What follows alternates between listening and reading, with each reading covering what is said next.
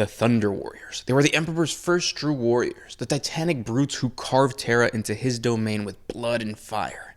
Unlike the disciplined, genetically stable Adeptus Astartes we know of today, the Thunder Warriors were unstable, violent, and ultimately doomed. They weren't designed for a golden age. They were built for conquest, and once that conquest was complete, they were discarded. Brutal, tragic, and completely irreplaceable. The Thunder Warriors, a reminder that the Warhammer 40K universe is not just about grim darkness, it's about sacrifice and the cost of progress in a galaxy that demands violence to survive. And speaking of warriors that survive, we want to show appreciation for the ones supporting our channel. We're doing a Patreon giveaway this month, giving away a mini every week of February. The first prize is a Primaris Captain with a Power Fist. For just $1 a month, you're in the running. There's 4 prizes in total, and they're going to get better every single week. And if you're able to support with a little bit more, it helps out the channel and it increases your odds of winning. You're getting deep dives, lore discussions, and of course these giveaways by supporting. If you've been thinking about joining, now it's the best time to jump in, guys. But back to the Thunder Warriors. They represent the forgotten foundation of the Imperium, the warriors who bled so that the Space Marines could exist. Without them, there is no Imperium, no Great Crusade. Just a fractured Earth still ruled over by techno-barbarian warlords. They are Warhammer 40K distilled into its rawest form.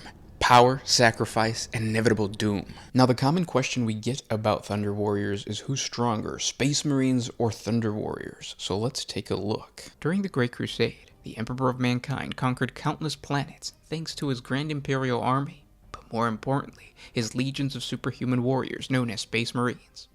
The Emperor relied on these tactically superior warriors for most of the Crusade's campaigns.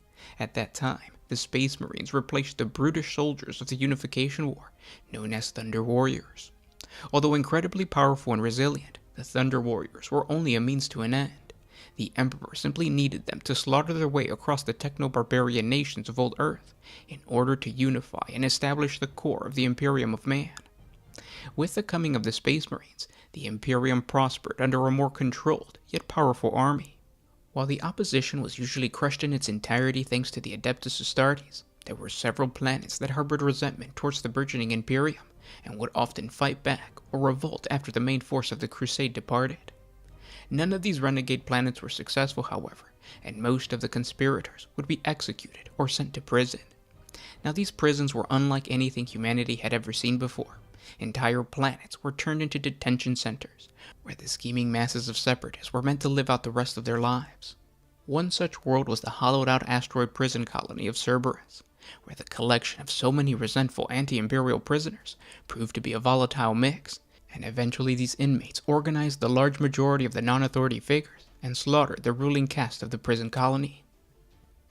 In the wake of the uprising, 3 million or so indentured inhabitants of Cerberus had risen up and joined the revolt in a state of near-continuous rioting and mob violence. The initial attempts to impose order by the Terran troops of the 22nd Dracos Regiment had been thrown back in disarray, as it became apparent that among the insurrectionists was a renegade cadre of outlawed Thunder Warriors, long thought to be dead, but they called themselves the Traitors. With many of the Space Marine legions already assigned to the first expedition fleets and en route to the stars as part of the Great Crusade, the Emperor himself dispatched his warhounds to Cerberus. They had the explicit instruction to reclaim the colony and carry the Emperor's wrath to those who had defied him. And so the Cerberus Insurrection became one of the very few instances where Space Marines and Thunder Warriors faced each other in actual combat. The Thunder Warriors proved generally superior in melee, and often killing 3 or 4 Space Marines for every Thunder Warrior's death. The presence of these warriors from the Unification Wars was astonishing to the Imperial savants with knowledge of the biological makeup of the Thunder Warriors. It was believed that these brutal soldiers had significantly shorter lifespans, a trait implanted into their genetic makeup to ensure that they only lived long enough to see Terra conquered by the Emperor, and yet here they were, waging war against the very same empire they helped to create. The Thunder Warriors fought with a thirst for revenge. Even though their war gear was inferior to the Space Marines, their endurance and will was hard to match. The Warhounds were built for close-quarter fighting, and so confidently engaged the enemy within the confines of the tight prison structure. Fighting shoulder to shoulder, the Legion suffered terrible casualties within the first few minutes of the engagement. The Thunder Warriors crushed Space Marine heads with powerful strikes, halting the Warhounds' advance, while the human rebels provided supporting firepower. It wasn't long before the Space Marines switched up their tactics and exploited the Thunder Warriors' Mark I power armor, which was only partially powered, making it weak towards ranged weaponry. Taking complete advantage of this fact, the Thunder Warriors' defense began to fall apart. With great respect for the enemy, the Warhounds pulled back on their desire to meet their foes on leveled playing fields. By doing so, the Space Marines hoped to accomplish the complete annihilation of the Thunder Warriors. Knowing that victory was completely out of their grasp, many Thunder Warriors began a systematic retreat. In their minds, their goal was not to succeed, it was merely to watch the enemy bleed. Nevertheless, the Warhounds attacked multiple access points on the asteroid's surface, and after a couple of hours, a signal was received from Praetor Commander Hax that Cerberus had returned to Imperial compliance. When asked by the leaders of the waiting second wave how many prisoners to expect to transfer into custody, Hax replied that he was not ordered to take any. Alvis Scorn, whose command had been part of the second wave, led his regiment in the bleak task of cleaning up the operation in the wake of the Warhounds' assault, hunting down any survivors hiding in the tunnels and passageways, of which there proved to be very few. Afterwards, he wrote of his experience in his journals, and recorded more than once coming across the hulking carcasses of the armored warriors, often with 3 or 4 dead Space Marines around him. He wrote of choke points and defense posts covered in blood, and of scores upon scores of insurgents cut down from behind while fleeing in a blind panic, their weapons completely abandoned. The colonel summed up his experience with the following sad commentary. I do not doubt my Emperor's wisdom in creating unnecessary evils such as these fearsome warriors, nor do I doubt their effectiveness in battle. It remains my fervent hope, however, that though I spend my life making war for the liberation of mankind, that I never again see such inhuman butchery as I have witnessed in the halls of Cerberus. Now let's take a look at one of the last Thunder Warriors to exist. Imperial chronicles hold that the last of the legendary Thunder Warriors died heroically during the final battle of the Unification Wars that reunified Terra beneath the single rule of the Emperor and forged the government that would become the Imperium of Man. The truth of the matter was far different. The possibility that these beings are still alive today is backed up by evidence found after examining the life of one of the most renowned Thunder Warriors that ever graced the battlefield. Aric Taranis, also known as Babu Dokal, was one of the first Thunder Warriors. His mortal name is not recorded within Imperial historical archives, but when he was reborn into the new form of one of the first Proto-Astartes, he was named Aric Taranis. The Emperor created these gene-enhanced warriors to be faster, stronger, and more powerful than any of the feral techno-barbarian gene-sept warriors that claimed fealty over humanity's homeworld at the end of the Age of Strife. Taranis and his battle brothers were created as tools of deadly efficiency, intended to spread terror amongst the Emperor's enemies and serve as the perfect killing machines. Their goal was to drag Terra back from the anarchy into which it had fallen for over 5 millennia, and into a new age of enlightenment and peace, though they themselves would never know anything but war. It was against this backdrop of oppression, violence, and casual brutality that Aric Taranis and his fellow Thunder Warriors carved a reputation as the undisputed soldiers of their age. Aric Taranis would forge a legend that would still resonate with the modern Space Marines, created as a replacement for the Thunder Warriors before the start of the Great Crusade. Even millennia later, Imperial records were filled with the historic battles Taranis had helped to win, the terrible foes he had slain, and the great honors he had earned fighting in the Emperor's Legion during the Unification Wars. He would become history in living form. The victor of Godware, the Last Rider, the Butcher of Scandia, the Throne Slayer. These and 100 other battle honors earned by the incomparable warrior are scattered throughout the historical texts written about the foundation of the Imperium. All these tales culminated in the end of Taranis' life atop a flooded mountain during the final great clash of the Unification Wars, the Battle of Mount Ararat, fought in the kingdom of Urartu. After his death, Taranis was awarded the title Lightning Bearer. The Imperial chronicles record that Taranis and his battle brothers amongst the remaining Thunder Warriors were all slain to a man in this final battle of the great conflict, sacrificing themselves to win the last and most important victory for the Emperor and establishing his government over Terra.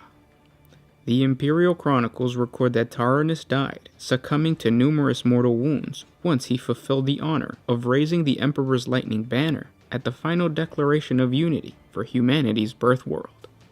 The truth, however, was very different and far darker, for Aric Taranis had actually survived the final battle, and also knew that at the very moment that the Emperor had founded his Imperium, he had arranged for the betrayal of the men who had fought so ferociously for him, eliminating every last one of the surviving Thunder Warriors, because they were no longer necessary and would serve as an impediment to the next stage in the Emperor's plan to forge a new golden age of mankind.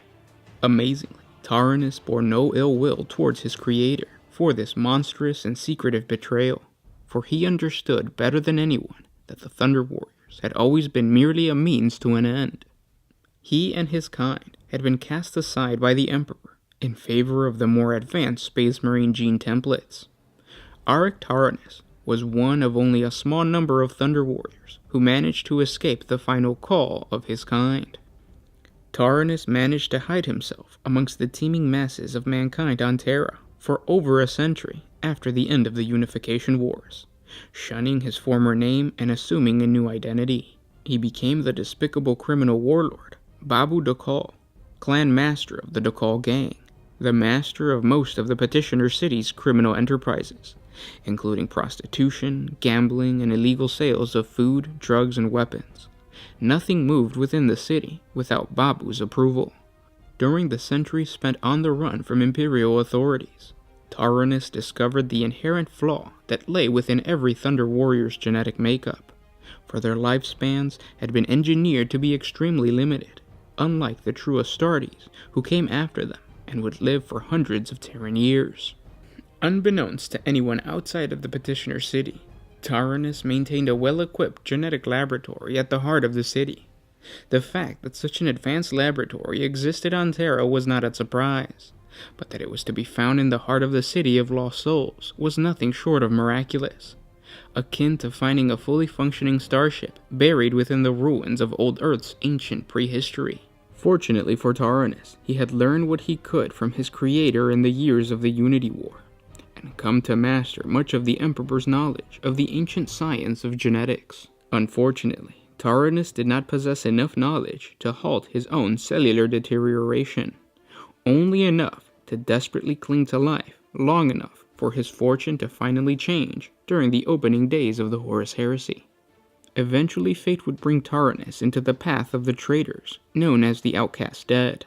This small group of Astartes were made up of the remnants of the Crusader host, a small honor guard of Space Marines comprised of representatives from each of the 18 Space Marine legions that served on a rotational basis within the Imperial City outside of the Imperial Palace on Terra.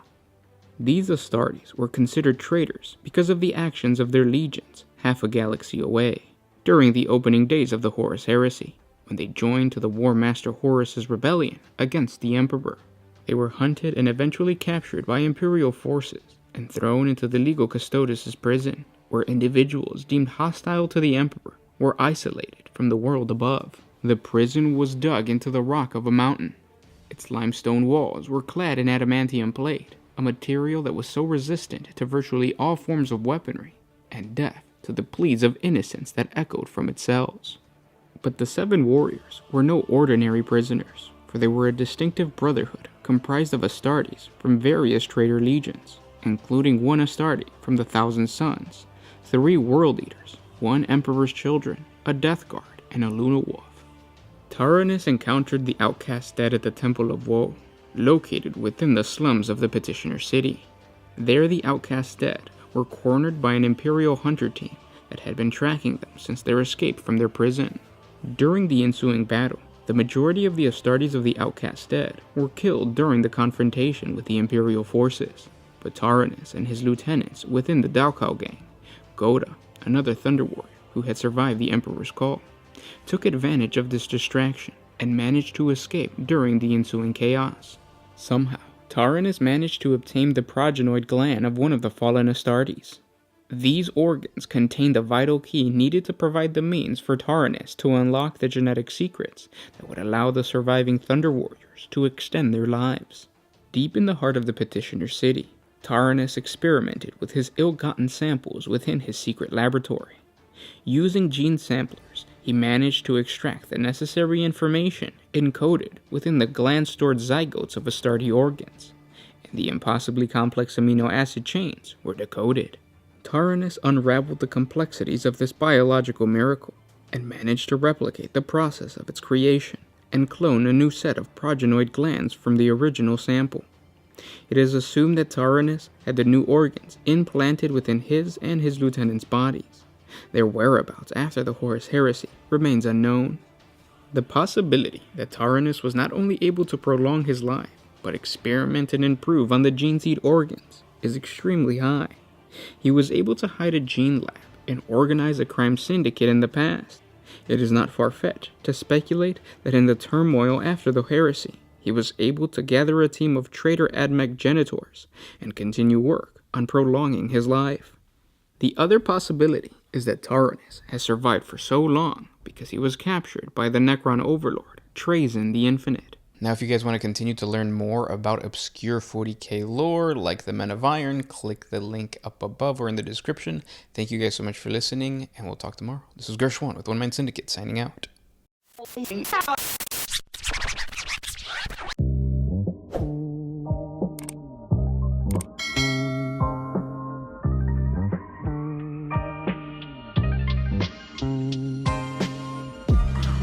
if you could put my freedom first,